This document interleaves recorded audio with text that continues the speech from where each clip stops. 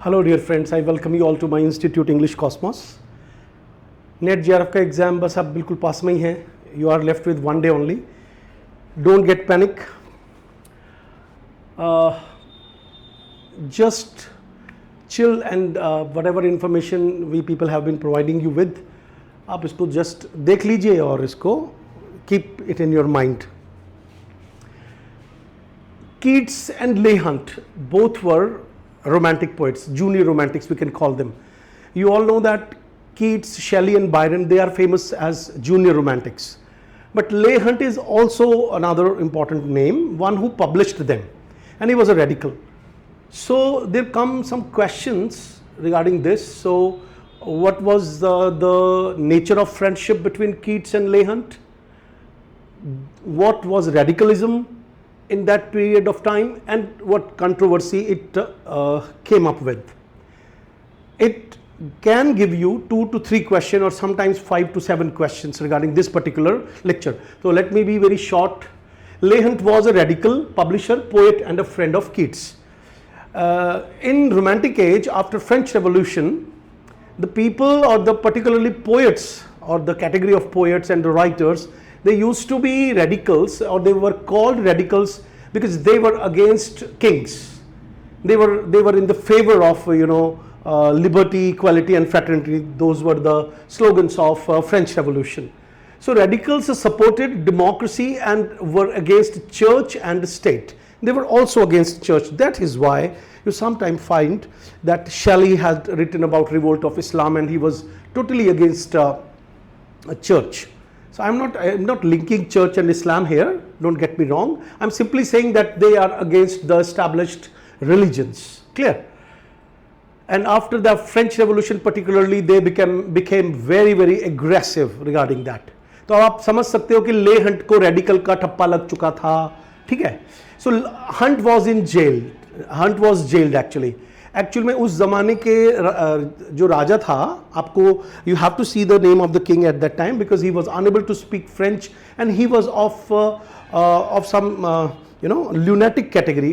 He was in the lunatic category, मतलब कि he was at its wits end, जिसको English में बोलते हैं, मतलब कि वो मैड बैड किंग के नाम से मशहूर था. ठीक है. तो उनका बेटा राज संभालता था, उनको प्रिंस रीजेंट बोलते थे और वो इंग्लैंड की लैंग्वेज भी नहीं जानते थे. ठीक है. तो उनको क्रिटिसाइज करने की वजह से ले हंट को जेल हो गई. ओके. और उसके ऊपर सेडिशन का चार्ज लगा. सेडिशन का मतलब होता है देशद्रोह. ठीक है. अब क्या हुआ कि विजिटिंग और supporting Hunt was an act of public radicalism. आपको मालूम होना चाहिए कि जो लॉर्ड बायरन है वो उनसे मिलने जेल गए, हालांकि वो ले हंट को नहीं जानते थे, क्योंकि Leigh Hunt, Keats and Coleridge, they all belonged to lower category और लोअर स्ट्रेटा ऑफ सोसाइटी. ये लोग क्राइस्ट हॉस्पिटल स्कूल में पढ़े थे. ठीक है. तो आपको ये बात भी पता होनी चाहिए. मतलब क्राइस्ट हॉस्पिटल की स्कूल है, आप उसको गूगल करके देखिए, उसमें गरीब लोगों के बच्चे पढ़ते थे. ठीक है. तो इससे पता चलता है कि इनका हैम्स्टेड नाम की एक जगह से लिंक है, जहाँ पे एक खास किस्म की लैंग्वेज बोली जाती है सेंट्रल लंदन में. तो इनको कॉकनी कहा जाता था. इनको ऐसे कहा जाता था बाय द क्रिटिक्स के ये लोग जो हैं वो कविता लिखने के लायक नहीं है. कविता केवल वही लिख सकता है one who has had a university education. तो क्योंकि इनके पास यूनिवर्सिटी एजुकेशन नहीं थी, तो इस वजह से ऐसा माना जाता था कि भाई ये तो पोइट्स की कैटेगरी में आ ही नहीं सकते. तो इनके बारे में एक नेगेटिव पॉइंट ऑफ व्यू था. अब कीट्स ने क्या किया, praised hunts poetry and politics in 3 poems. अब ये एक इंपॉर्टेंट कॉन्सेप्ट हो गया. देखो, ऑन ले हंट्स पोएम्स एक पोएम लिखी थी उन्होंने, the story of Rimini, sonnet on receiving a laurel crown from Leigh Hunt. तो ये जो 3 कविताएं हैं और एक और कविता थी, इनको लिखने की वजह से कीट्स के ऊपर रेडिकलिज्म या रेडिकल होने का एक ठप्पा लग गया उस जमाने में. तो कीट वाज अक्यूज्ड ऑफ सेडिशन, तो उनको भी देशद्रोही कहा जाने लगा. End of the Cockney school of poetry. और कॉकनी वर्ड का मतलब क्या होता है, एक खास किस्म की डायलेक्ट बोली जाती है सेंट्रल लंदन में. कॉकनी का एग्जैक्ट एक मतलब और भी होता है, जो सेंट्रल लंदन में सबसे पुराना चर्च है, उसकी जब बेल बजती है, जितने एरिया में सुनाई देती है, उसको कॉकनी कहा जाता था. तो वो बिल्कुल ओरिजिनल डायलेक्ट बोलने वाले लोग थे, जिनके बारे में कहा जाता है कि भाई वो लैंग्वेज बाद में थोड़ा सा परिष्कृत हो गई, थोड़ा सा और शुद्ध हो गई, और बाद के लोग ऐसा मानने लगे कि भाई ये लैंग्वेज थोड़ी सी गंवारों की लैंग्वेज है. तो कॉकनी स्कूल ऑफ पोइट्री का मतलब होता है अनएजुकेटेड लोगों की कैटेगरी की poetry. For living in an unfashionable Hampstead Heath नाम की जगह। तो यहां पर कितने क्वेश्चंस बन रहे हैं देखिए, बायरन के बारे में क्वेश्चन बन रहा है, हंट के बारे में क्वेश्चन बन रहा है, रेडिकलिज्म के बारे में क्वेश्चन बन रहा है।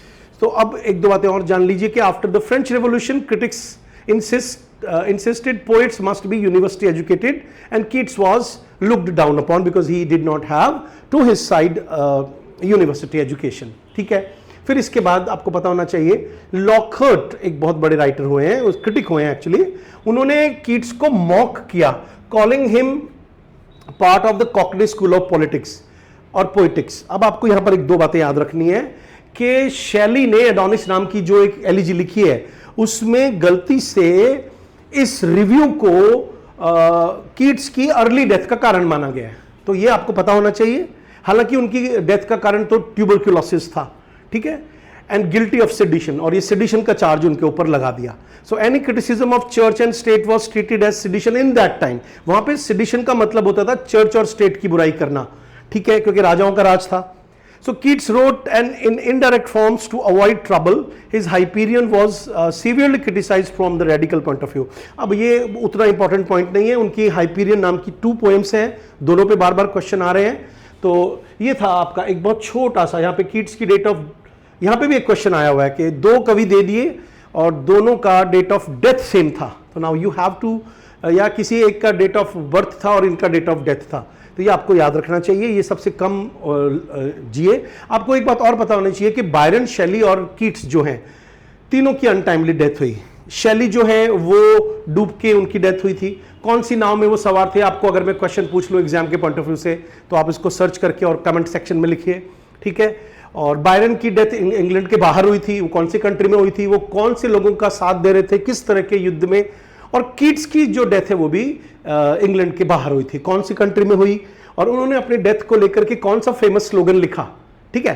तो ये मैं कुछ क्वेश्चंस आपके लिए छोड़ रहा हूं ताकि आप लोग इनको पढ़ो और अगली मतलब कमेंट सेक्शन में लिखो। अब चलते हैं, आपको एक चीज सिखाता हूं और देखिए, पर्सी बीश शैली, इनका नाम है पर्सी बीश शैली। अब दूसरे क्वेश्चन के लिए रेडी हो जाइए। पर्सी बीश शैली works and places of composition. यहां पे आपको 5 क्वेश्चन दिखेंगे, ये मैंने बहुत इंपॉर्टेंट बुक से लिया है। क्वीन मैप, पहला क्वेश्चन, क्वीन मैप आपको कमेंट सेक्शन में लिखना है कि क्वीन मैप पोएम तो इन्होंने लिखी है, बट क्वीन मैप जो है क्या वो रियल में क्वीन है, किसकी क्वीन मानी जाती है, और क्या इसको शेक्सपियर ने किसी ड्रामा में लिखा है तो उस ड्रामा का नाम बताइए, ठीक है। और return in England and Wales. अब यहाँ पे एक क्वेश्चन बन रहा है क्योंकि आजकल टफ क्वेश्चंस आने लगे हैं कि भाई जो क्वीन मैप जैसी फेमस पोएम है वो कहाँ लिखी, तो उन्होंने इंग्लैंड और वेल्स में 1812 और 13 के बीच में लिखी, जब वो पॉलिटिकली काफी एक्टिव थे। Second is his book Alastor, his poem Alastor. Alastor भी एक उनकी बड़ी पोएम है, written in Windsor Great Park. अब विंस्टर ग्रेट पार्क का नाम आपको याद रखना है, and in the latter part of 1815। तो आप देखिए कि इसमें क्रोनोलॉजी का क्वेश्चन भी बन रहा है, ठीक है। Third is Prometheus unbound. Prometheus के बारे में आप अभी के अभी गूगल करिए जिनको नहीं मालूम है, अपना नॉलेज ऐसे ही बढ़ाते हैं कि प्रोमीथियस कौन, द ग्रीक माइथोलॉजी से प्रोमीथियस को एक बहुत ग्रेट हीरो माना जाता है जो गॉड्स से इंसानों के लिए लाइट चुरा करके लाया, ठीक है।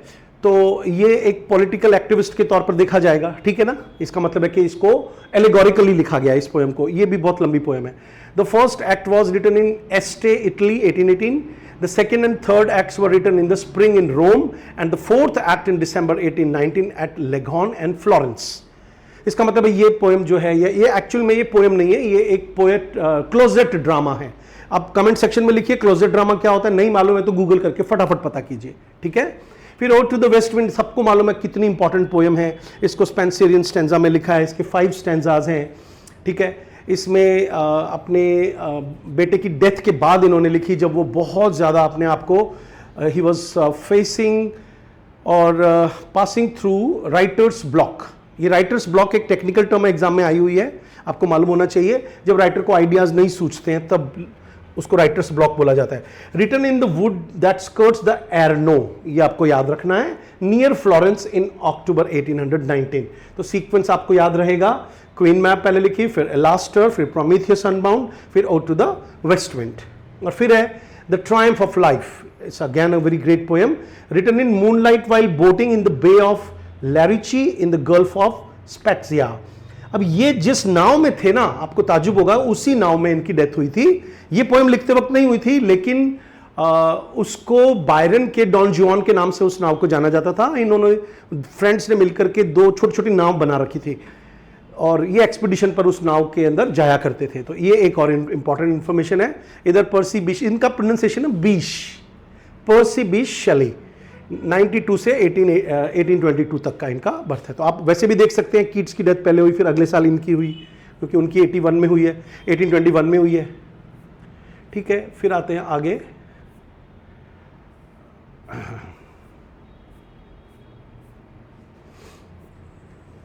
एक छोटा सा क्वेश्चन और लाया हूं आपके लिए, जिसमें से 100% एक क्वेश्चन बन रहा है, पहले भी बन चुका है। You must have some knowledge regarding high church and low church. Victorian age में और रोमांटिक एज के आगे बढ़ते बढ़ते, रोमांटिक एज का पीरियड आपको पता होना चाहिए, 1798 में लिरिकल बैलेट्स के पब्लिश होने के बाद में रोमांटिक एज ऑफिशियली स्टार्ट हो जाती है। हालांकि वो 1745 से ही स्टार्ट हो जाती है, जब हम लोग प्री रोमांटिक एज को जानते हैं या एज ऑफ सेंसिबिलिटी को समझते हैं, उसके बाद से रोमांटिक सेंसिबिलिटी स्टार्ट हो जाती है। रोमांटिक वर्ड जो है वो रोमन वर्ड से आया है, ठीक है। और रोमांटिक का मतलब यहाँ पे लिया जाता है जिसमें इमेजिनेशन को इंपॉर्टेंट माना जाता है, नेचर को इंपॉर्टेंट माना जाता है, इंडिविजुअलिटी को इंपॉर्टेंट माना जाता है, फिलियल लव को इंपॉर्टेंट माना जाता है। फिलियल का मतलब बहन भाई का, माँ बाप का प्यार। और इसमें ब्यूटी की जगह हम लोग वंडर और जिसको अपन सबलाइम बोलते हैं, एक टेरर वाला जो डर है उसको इंपॉर्टेंट माना जाता है, ठीक है। इसमें गॉथिक का कॉन्सेप्ट होता है, इसमें मेथोडिज्म चर्च का कॉन्सेप्ट होता है, इंडिविजुअलिटी का कॉन्सेप्ट होता है, फ्रेंच रेवोल्यूशन का इफेक्ट होता है। ये सारी चीजें जब आप समझने लगते हो, ये एनलाइटनमेंट का एक ऑपोजिट चीज है ना। ऐसे करके रोमांटिसिज्म आपको पता होना चाहिए। अब उस दौरान चर्च में क्या डिस्कशंस हुए। हाई चर्च माना जाता है कि वो रिचुअल्स पे जोर देते थे। अब आपको मालूम है कि कैथोलिक लोग जो होते हैं वो रिचुअल पे जोर देते हैं। देखिए स्टूडेंट्स, इंग्लैंड में हेनरी 8 ने अपने आप को कैथोलिसिज्म से तोड़ करके और चर्च ऑफ इंग्लैंड स्टैब्लिश कर लिया, आपको मालूम होना चाहिए। उसके बाद से continuously that country was Anglican. ये अपने आप को प्रोटेस्टेंटिज्म के नजदीक मानते हैं, लेकिन इनके चर्च में रिचुअलिज्म बहुत ज्यादा था, ठीक है। तो 19th सेंचुरी के मिड में आते आते यूनिवर्सिटी ऑफ ऑक्सफोर्ड में कुछ थिंकर्स ने ये स्टडी करना स्टार्ट किया कि यार हम लोग केवल नाम के ही प्रोटेस्टेंट हैं, हमारी सारे रिचुअल्स तो अभी भी कैथोलिसिज्म से जुड़े हुए हैं, तो क्यों ना हम अपने आप को कैथोलिक्स घोषित कर दें। उसको चर्च मूवमेंट भी कहा जाता है, ऑक्सफोर्ड मूवमेंट भी कहा जाता है, ट्रैक्टरेरियन मूवमेंट भी कहा जाता है। तीनों पे आप रिसर्च कीजिए अभी के अभी, क्या पता है क्वेश्चन आ जाए इस बार। तो ये एम्फेसाइज करते थे रिचुअल्स पे, सैक्रामेंट्स के ऊपर। सैक्रामेंट्स का मतलब होता है बहुत तरह तरह के रिचुअल्स करना, और चर्च ट्रेडिशंस को लेकर के ये फेवर करते थे कैथोलिक स्टाइल को। जैसे मैंने आपको बताया, इस निशान का मतलब है होली ग्रेल यानी होना, या वाइन में ब्रेड को डुबो करके और खाना, जिसको वो ट्रांससब्सटेंशिएशन या यूकरिस्ट बोलते हैं, ठीक है। कैथोलिक स्टाइल की वर्शिप करते थे with in the church of England. Church of England का मतलब समझ में आ गया होगा आपको, हेनरी 8 ने एस्टैब्लिश किया था।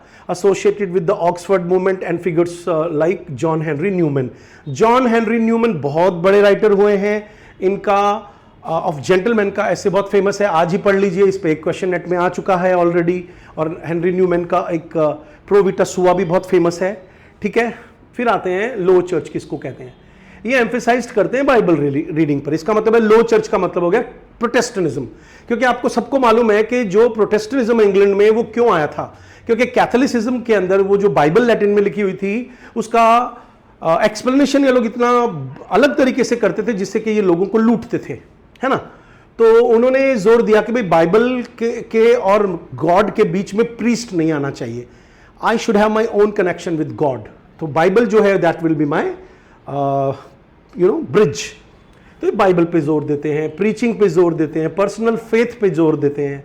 फिर preferred simple worship with fewer rituals, linked with evangelical Protestantism and social reform. Evangelical word आपको पता होना चाहिए। आप लोगों ने जैसे कोई ऐसा नॉवल पढ़ा हो, आपको याद आ रहा हो, जिसमें हीरोइन को हीरो बोलता है, हीरो नहीं एक कैरेक्टर बोलता है कि इंडिया लेके चलता हूँ आपको। जेन आयर पढ़ा होगा आपने, वो इवेंजेलिकल बना करके और जेन आयर को प्रीचिंग के लिए इंडिया लाना चाहता है। तो इवेंजेलिकल चर्च जितने भी लोग हमारे देश में पहुंचे हैं अपनी बाइबल लेकर के, कन्वर्जन को लेकर के, वो सब इवेंजेलिकल कहलाते हैं। तो high church is equal to rituals and tradition and low church with Bible and personal faith. हालांकि ये जो डाइकोटमी है हाई और लो की, आप समझ सकते हो कि अभी भी कहीं ना कहीं they consider Latin and Greek greater languages, they consider that Christianity in the Catholic side is better than the Protestantism and etc etc। ठीक है, so this was another question for all of you। ठीक है, अब चलते हैं, एक छोटी सी information मैं और लाया हूं आपके लिए। आपने ये राइटर का नाम सुना होगा, ह्यूम बोलते हैं इनको। क्या नाम है इनका? ह्यूम, टी.ई. ह्यूम। इनका रोमांटिसिज्म एंड क्लासिसिज्म का ऐसे है। रोमांटिसिज्म और क्लासिसिज्म को लेकर के 19th और 18th सेंचुरी में बहुत ज़्यादा डिबेट हुआ था students. So Hume distinguishes between romanticism and classicism. उनका ऐसे what is this romanticism and what is classicism करके। तो is superiority of classicism and it discusses the nature of man, poetry, imagination and discipline. तो आप थोड़ा सा एक नज़र में देख लीजिए इसमें क्या क्या बात की है। रोमांटिसिज्म इज, उनका मानना है, based on belief that man is naturally good and infinite in possibilities. ये उनका डेफिनेशन है। So exalts emotion, imagination, freedom and individualism. जैसा कि हम देख ही रहे हैं कि all the romantic writers have given stress on all these qualities and they see human beings as almost limitless, whereas classicism believes man is limited, imperfect and disciplined. Human nature has permanent flaws. Art should have order. Art should have order, restraint and precision. मतलब उसमें एक order होना चाहिए। जैसे अगर कोई भरतनाट्यम सीख रहा है, कोई तबला सीख रहा है, क्लासिकल म्यूजिक सीख रहा है, तो आपको मालूम है ना कि उसके अंदर एक ऑर्डर होगा। अपनी मर्जी से फ्लाइंग स्टाइल में डांस नहीं कर सकता कोई आदमी। रेस्ट्रेंट रखना होगा उसको कि अगर उसको कोई राग गानी है तो जितनी देर तक वो राग पकती है तब तक तो उसको वेट करना ही पड़ेगा, है ना। और प्रिसीजन का ध्यान रखना पड़ेगा, यानी accuracy. Civilization depends on discipline not emotion. तो यहां आकर के आपको इनका टोन पता चल रहा है that he was towards classicism. इसके कीवर्ड्स हैं लिमिटेशंस, ऑर्डर, रेस्ट्रेंट, डिसिप्लिन। ये आपको याद रखना है। फिर रेसिन वर्सेस शेक्सपियर। अब उन्होंने एक जगह इस ऐसे में कंपेयर किया है रेसिन वर्सेस शेक्सपियर को। रेसिन क्लासिकल हुए, कंट्रोल्ड इमोशंस थे, फॉर्मल स्ट्रक्चर था, डिसिप्लिन एंड रेस्ट्रेंट था, एक्सेप्टेंस ऑफ ह्यूमन लिमिटेशंस था। जबकि शेक्सपियर को अगर हम एक रोमांटिक के तौर पर ले लें, एक तो कई बच्चों को ये बात मालूम नहीं है कि रोमांटिसिज्म केवल रोमांटिक राइटर्स को नहीं बोलते हैं। Romanticism has always been present in almost in all the writers. यहां तक कि आप वाल्मीकि उठाओगे तो हम कहेंगे कि ये रोमांटिक राइटर है। वो एक अलग बात है कि एक अलग अलग खांचे में नॉमेनक्लेचर के साथ बांट देना क्रिटिक्स का काम होता है। लेकिन जो बच्चा बहुत स्टार्टिंग फेज में स्टडी कर रहा है वो इस बात को नहीं समझेगा। वो सोचेगा ऐसे कैसे किसी टीचर ने कह दिया यूट्यूब पर कि every writer is romantic. Romantic word का मतलब ही होता है कि जो रोमांटिक वर्ड का एग्जैक्ट मीनिंग समझिए आज आप मुझसे। जब हम लोग रोमांटिक बोलते हैं तो उसका लव से मतलब नहीं है। कोई लड़की बोले कि मेरे ये तो बड़े रोमांटिक हैं, है ना, मेरे लिए इतने बड़े बड़े हार्ट के बलून्स लेके आते हैं, पूरे कमरे को सजा देते हैं और मेरे को बड़ा सा केक लाके देते हैं जब मेरा बर्थडे होता है। ये रोमांटिसिज्म की बात नहीं चल रही है यहाँ पे। यहाँ पे रोमांटिसिज्म का मतलब है, अच्छा अगर ये रोमांटिसिज्म है भी, इसका मतलब है कि वो बड़ी बड़ी बातें कर रहा है इमेजिनेशन की, तेरे लिए चांद तारे तोड़ लाऊंगा, यानी कि इमेजिनरी बहुत ज्यादा है। तो ये जो इमेजिनेशन की फ्लाइट होती है इसको हम रोमांटिक बोलते हैं। तो वहां पे रेस्ट्रेंट नहीं है, ऑर्डर नहीं है ना। तो आप कई बार देखोगे कि शेक्सपियर की जो इमेजिनेशन है वो बहुत वास्ट है। उन्होंने वो चीजें भी खोज निकाली हैं जो है ही नहीं। इमोशनल अबंडेंस बहुत ज्यादा है, बहुत बड़े बड़े what is there in name if rose is called with some other name would smell the same. अब बताइए इस तरह की बात लिखता है तो वो इमोशनल हुआ कि नहीं हुआ, है ना। Less restraint, greater expensiveness, expand कर जाते हैं उसके heroes heroines. So Hume considers Racine the truer representative of the classical spirit. फिर रस्किन का एक ऐसे मॉडर्न पेंटर से उन्होंने कोट किया, ये हमारे लिए इंपॉर्टेंट क्वेश्चन बन रहा है कि ग्रेट पोइट्री नीड्स इमेजिनेशन। इन्होंने खुद कहा है, इमेजिनेशन पे उन्होंने बहुत अच्छा कोटेशन दिए हैं। मेरे पास इस वक्त टेबल पे क्लासिसिज्म और रोमांटिसिज्म का ऐसे मौजूद है, मैं उसको पढ़ रहा था, उसमें से मैं एक क्वेश्चन बना करके आपको सिखा रहा हूं। But imagination does not make a poet romantic. ये अलग से एक क्वेश्चन बन गया। इन्होंने मना कर दिया कि केवल इमेजिनेशन से कवि 100% रोमांटिक नहीं होता। दांते हो गए, दांतों के नाम सुना होगा जिन्होंने डिवाइन कॉमेडी लिखी है। Racine and other classical poets also had imagination. तो आप कैसे कह सकते हो? So there has always been a mixture of romanticism and classicism in all the great writers. ठीक है? So इनका मानना है कि imagination belongs to all great poets, not only to romantics. तो इसका मतलब है कि इन्होंने तो romantics को जिस चीज़ के लिए वो ज़्यादा अपने आप को खुदा समझते हैं उससे उनको वंचित कर दिया, है ना? So फिर वो कहना क्या चाह रहे हैं? What Hume means by I dissociate two things. तो वो इस ऐसे में एक लाइन आती है, When Hume criticizes the romantics, he separates what romantics share with all great poets. ये उनका मानना है कि क्या इमेजिनेशन, क्रिएटिविटी और पोएटिक जीनियस ये लगभग सब में होता है. अगर रोमांटिक पोएट्स में भी है तो भैया उनको हम आराम से क्लासिकल कह सकते हैं. अच्छा पहले बताइए समझ में आ रहा है क्या? आप एक कमेंट लिखिए. आप लोग यार देखते बहुत हो वीडियो, लंबे लंबे वीडियो देख लेते हो. आपको जरा सी कर्टसी होनी चाहिए कि आप अगर मेरा वीडियो देख रहे हो तो कम से कम किसी को पता नहीं चलेगा कि आपने मेरा वीडियो देखा है. क्या फर्क पड़ता है अगर देख लिया तो? I am well qualified person. अगर आपने मेरे जैसे टीचर का वीडियो देखा है तो आपको कोई ये ऐसे नहीं बोलेगा कि यूट्यूबर का वीडियो देखा है. I am a PhD double MPhil. मैंने कितनी बार नेट क्वालिफाई किया है. मैं 27 साल से पढ़ा रहा हूँ. तो मैं यूट्यूबर की कैटेगरी में नहीं आता हूँ, भले मैं यूट्यूब पे आ गया हूँ. तो आपको बुरा नहीं लगना चाहिए कि यार हम लिखेंगे तो कोई पहचान लेगा कि ये यूट्यूब से पढ़ता है. Doesn't matter. Come on, comment लिखिए. अब मैंने आपको फोर्स कर दिया है ना. अच्छा सा पॉजिटिव कमेंट लिखें, नेगेटिव भी लिखें कि आपको पढ़ाना नहीं आता, ये लिख दीजिए. चलिए, तो मैं इससे और थोड़ा मोटिवेट हो जाऊंगा कि पढ़ाना सीखूंगा. दूसरा है कि what makes them specifically romantic, belief in man's infinite nature. तो इमेजिनेशन से वो रोमांटिक नहीं है, बल्कि वो इन चीजों की वजह से रोमांटिक है. इमोशनल एक्सेस की वजह से रोमांटिक है. Rejection of limits and discipline की वजह से इमेजिनेशन है. केवल इमेजिनेशन की वजह से रोमांटिक्स नहीं है वो. तो ये आपको एक क्वेश्चन बन गया यहाँ पे. एक बार फिर से देख लीजिए कि इस पूरे ऐसे में उन्होंने क्या क्या कोट किया है. रेसिन को, विलियम शेक्सपियर को, जॉन रस्किन को, उन्होंने डार्विन को भी कोट किया. ये भी आप लिख लीजिए. दांते एलिगोरी को, इसका वन लाइन फार्मूला क्या है? Romanticism is equal to infinite man plus emotion और फ्रीडम. जबकि क्लासिसिज्म का क्या मतलब लिया है? Limited man plus discipline plus order. ठीक है. और आपको पता होना चाहिए कि ह्यूम इज टुवर्ड्स क्लासिसिज्म. ये क्लासिसिज्म की तरफ है, ये रोमांटिक्स की तरफ नहीं है. आपको मालूम होना चाहिए कि एक बहुत बड़े जर्मन राइटर हुए, गेथे जिनका नाम है, उन्होंने कहा है कि classicism is life where is romanticism is a disease. ये सेंटेंस आप लिख लीजिए अपनी कॉपी में. और बताइए आपको वीडियो कैसा लगा. बातचीत करते हुए मैंने वीडियो बनाया है, मेरा ऐसा ही स्टाइल है क्लास में पढ़ाने का. और आगे देखिए, एक चीज मैंने और लिखी है यहाँ पे. So in simple words, Hume admires the imagination and genius of poets but rejects the romantic doctrine that man is infinite and naturally good. उनका मानना है ऐसा नहीं है. ठीक है, चलिए. So that's it for today in this session. All the best for your exam.